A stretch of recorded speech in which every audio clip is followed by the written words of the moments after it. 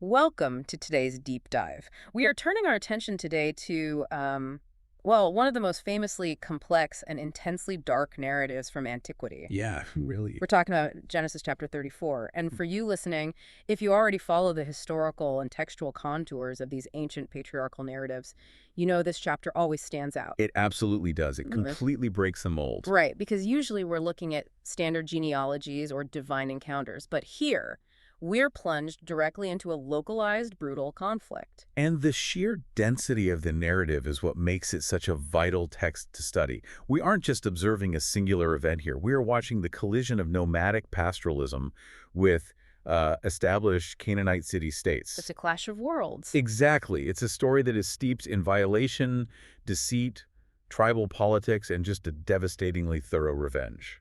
And to help us navigate all these nuances, our guides today are the detailed study notes and translations from two really highly respected scholarly sources.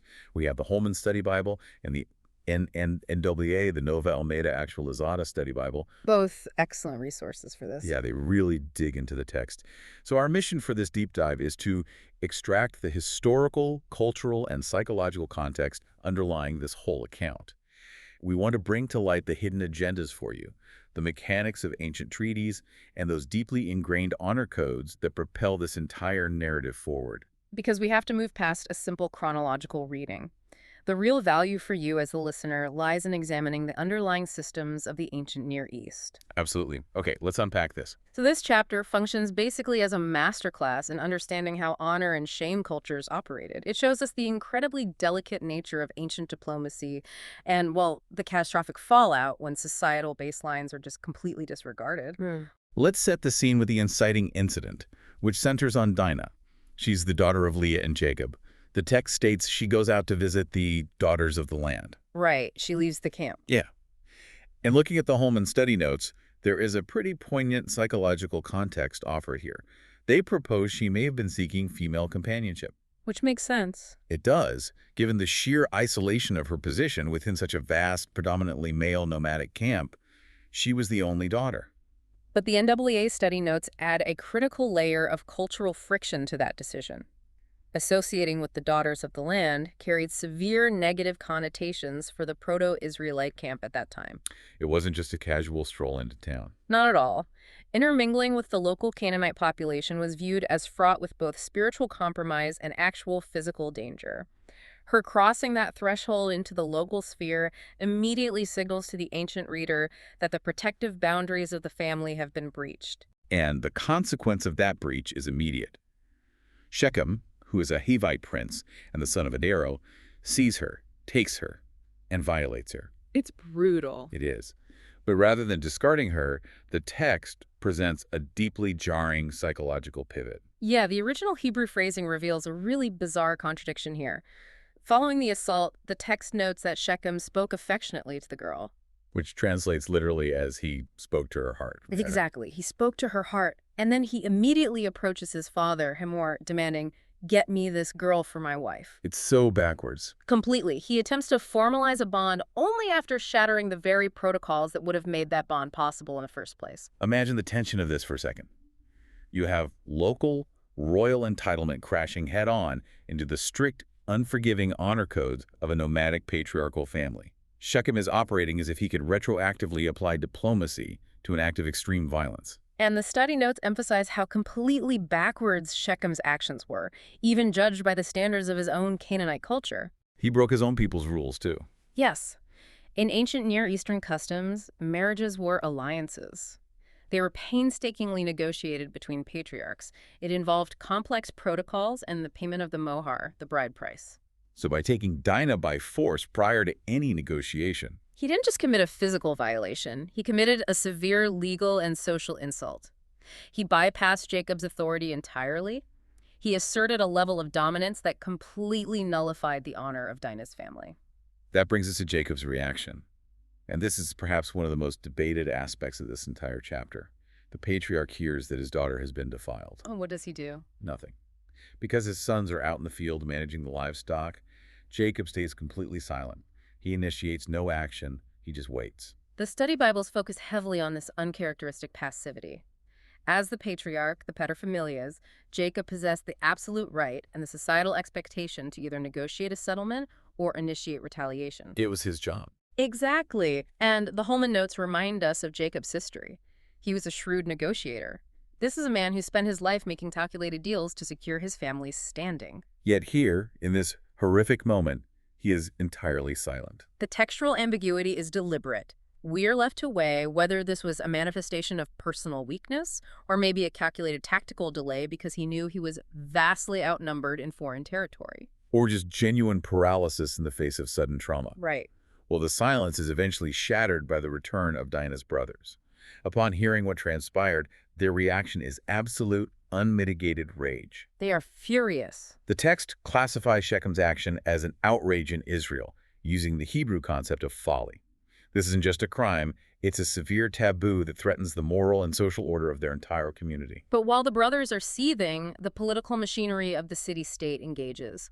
Hamor, who is clearly a seasoned leader accustomed to leveraging his city's power, arrives at Jacob's camp to establish a treaty. He wants to smooth it over. He attempts to absorb the offense into a broader geopolitical alliance. And Hamor's diplomatic pitch is fascinating. He proposes a complete socio-economic merger between the two groups. He offers intermarriage, shared land rights, and unrestricted trade. Total integration. Yeah. Shechem even adds a blank check for the bride price, basically telling them to ask whatever they want, provided he can keep Dinah as his wife. Here's where it gets really interesting, because the brothers don't reject the offer. They accept it. But the text is explicit in noting they answer deceitfully. The trap. A huge trap. The Hebrew terminology here implies deep, calculated trickery. They recognize that a straightforward military assault on a fortified city is impossible for a small band of herdsmen, so they pivot to asymmetric warfare. They set up an elaborate Trojan horse. They tell Hamor and Shechem that giving their sister to an uncircumcised man is culturally impossible, a profound disgrace. Right. So they establish a single non-negotiable condition for this treaty.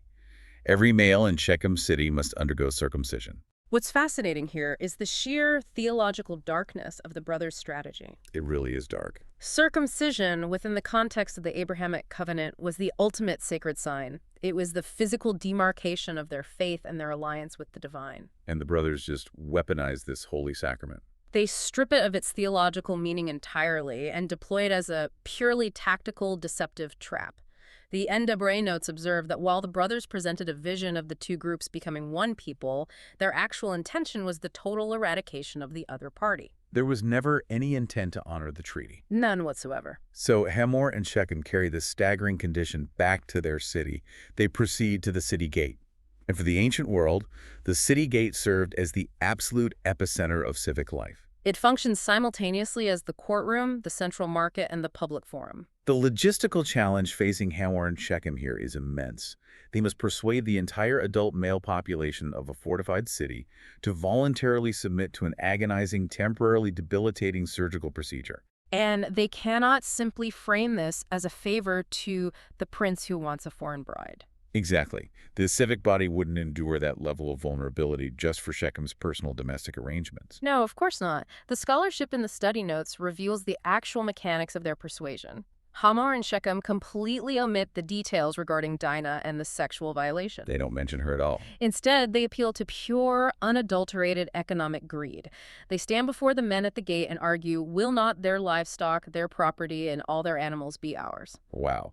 So they reframe a massive physical concession as a hostile economic takeover of Jacob's wealth. It is a cynical yet highly effective political maneuver. It perfectly illustrates how leaders will obscure personal liabilities or desires behind the promise of national economic prosperity to manipulate the populace. It's politics at its most raw. And it works.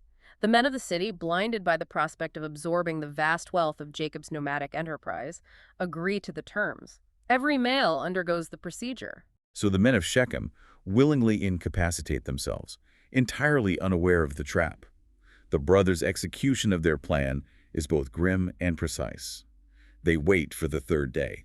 The third day is crucial. Right. The study notes clarify the medical reality of adult circumcision performed with the crude flint instruments of the era. The third day represents the absolute peak of inflammation, fever, and physical incapacitation. The defensive capabilities of the city are effectively reduced to zero. It is at this precise moment of maximum vulnerability that Simeon and Levi, Dinah's full brothers, the ones who bore the primary cultural responsibility for her protection, take their swords and initiate the assault on the city. Just the two of them leading the charge. The text notes they entered boldly, taking the city completely by surprise, and it rapidly transitions from a rescue mission into a systematic massacre. They execute every single male in the city. They put Hamor and Shechem to the sword, and they finally retrieve Dinah from Shechem's house. The violence, however, does not conclude with Simeon and Levi. There is a critical detail frequently bypassed in casual readings that both the Holman and NAA notes highlight. The rest of the family gets involved. Yes, the other sons of Jacob join the aftermath. While Simeon and Levi were the primary executioners, the rest of the brothers capitalize on the slaughter. They move through the decimated city and systematically strip it of its wealth. They completely plunder their supposed treaty partners. The text meticulously lists the spoils. They take the flocks, the herds, the donkeys, everything within the city walls and out in the fields. They confiscate all the accumulated wealth. And more disturbingly, they take the women and the children captive as spoils of war. Taking a moment to process the scale of this retaliation is essential for you as you listen to this. It's staggering. The narrative begins with a violation of one sister and escalates into the total annihilation, pillaging, and enslavement of an entire urban population. It demonstrates the horrific velocity of unchecked vengeance. Furthermore, the inclusion of the other brothers in the plundering shifts the event from a targeted honor killing by two protective siblings into a collective act of economic opportunism by the entire tribal unit. Which brings us to the immediate fallout within Jacob's camp. The patriarch is now faced with sons who have just committed a massacre and dragged the spoils of a sovereign city back to his tents. He has to react now. Right. And Jacob's subsequent rebuke of his sons is incredibly revealing. He confronts Simeon and Levi, but the nature of his condemnation completely sidesteps the ethical weight of the massacre. If we connect this to the bigger picture, Jacob's response is staggering in its pragmatism. Both the NAA and the Holman Study Notes explicitly point out that Jacob issues absolutely zero moral condemnation. Nothing about the slaughter itself. He does not invoke the sanctity of life, nor does he reprimand them for blaspheming the covenant by weaponizing circumcision. His entire focus is anchored in self-preservation and demographic anxiety. He tells Simeon and Levi, "You have brought trouble on me. You've made me a stench to the local inhabitants, to the Canaanites and the Perizzites." He is immediately calculating the geopolitical math. He recognizes his status as a relatively small nomadic presence in the region. He argues that if the surrounding established tribes form a coalition in response to this atrocity, his family will be entirely wiped out. Jacob is operating from a paradigm of survival. His reputation as a reliable, peaceful man of commerce, the very reputation that allowed him to move his flocks through these territories, has been obliterated. But Simeon and Levi are operating on a completely divergent frequency. They are entirely unconcerned with trade routes, regional stability, or their numerical disadvantage. They counter Jacob's pragmatic panic with a single rhetorical question that abruptly terminates the chapter's dialogue. They ask, should he treat our sister like a prostitute? And that singular response perfectly encapsulates the ancient honor and shame paradigm. For Simeon and Levi, allowing the defilement of their sister to pass without a catastrophic response would result in a shame so profound it would permanently degrade the family's standing. It was life or death for their reputation. In their calculus, preserving the family's honor was entirely worth the risk of total physical annihilation by the Canaanite coalition. They prefer the possibility of death in battle over the certainty of living with the societal stain of Shechem's unchecked aggression. We are presented with a chilling standoff here. A father's desperate survival instinct pitted against his son's absolute, violent commitment to retributive honor. But the narrative doesn't just leave this hanging in a vacuum. There is a massive generational cost to the massacre at Shechem. Actions have consequences. Huge ones.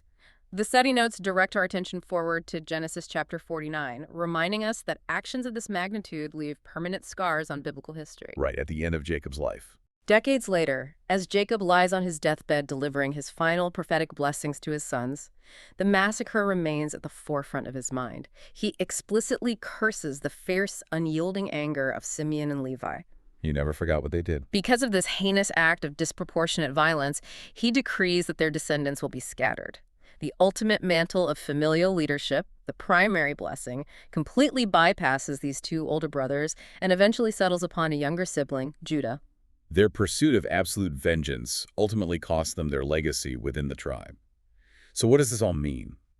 When we deeply examine a narrative like Genesis 34 alongside rigorous scholarship, it strips away the sanitized versions of antiquity. It really does. It exposes the terrifying volatility of unchecked revenge and the ease with which economic greed can be disguised as political alliance.